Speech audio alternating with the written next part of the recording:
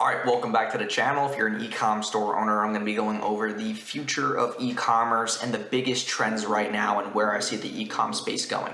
So if you enjoyed today's video, leave a like, comment any questions down below about maybe your current e-com store that you're running. If you want me to look it over, give you some quick input, and subscribe for more videos just like this. Hey, my name is Jason Wojo. Welcome to my channel. I run a multiple seven-figure agency, so make sure you subscribe, and I hope you guys enjoy the video. Over the past couple of years, e-com has been, it started with traditional drop shipping, and then it turned into, really solidifying yourself as having good product research. And now it's basically developed into kind of a brand play if you want to exit. So, and just to kind of go on these tangents, right? So traditional dropshipping was an easy way for people to get into the ecosystem. It was an easy way for people to sell. It was, hey, go grab this product from China, sell it, flip it for a profit, right? Use Facebook ads. When Facebook ads were not as compliant as they are now, where you have to literally tiptoe around the Facebook algorithms, you don't get shut down. And then it went to, okay, you know what? A lot of people are selling products. Now we have to make it harder though, because more people were grabbing trending products. So now it required more product research. So people who were marketers who were good at product research, it was now a game of who can find the best product the fastest and who can scale the store the fastest. And that's kind of what the game became in like that second level.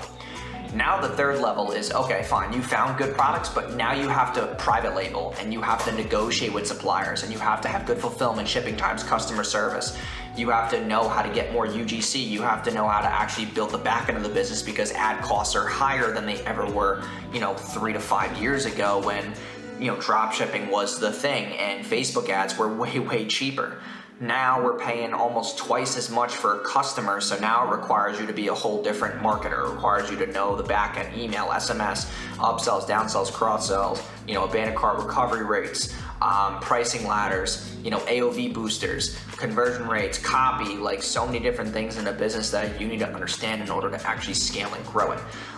And where I really see this going is I believe that people are now trying to deal with the heightened ad costs and focus on building like real brands that they can sell. It's not so much this quick, instant gratifying, like let's just sell random shit from Alibaba and AliExpress and Oberlo and then just try to make quick cash flow. Now it's, hey, listen, I don't mind making a smaller profit right now because in 3 years time I can sell this thing because it's an actual asset. I have a real product, it's branded, it's private labeled, I own it, I own the logistics, I own all the customer data. These are people who are more loyal, who respect a brand, not just a product. So now it's more about, how you're actually evaluating your company, how you're keeping your numbers, your data, how you're scaling with people, not just ad spend, and just way more logistical back-end things. And that's where I really see things going. I feel like it was so easy to grow a store back then, and now it's just requiring you to have way more talent. Like you just can't just plop a product on a random Shopify page anymore and make money.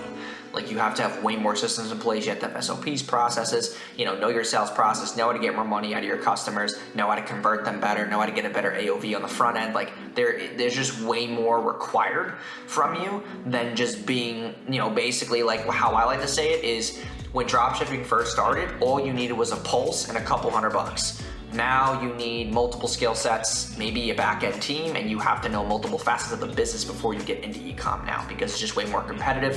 You have to be able to negotiate with suppliers, fulfillment fees, logistics, like there's just so many more things.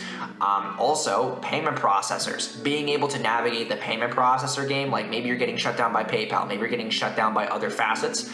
Being able to navigate that space is going to require a whole different entrepreneur out of you. So that's really where I see e-com going.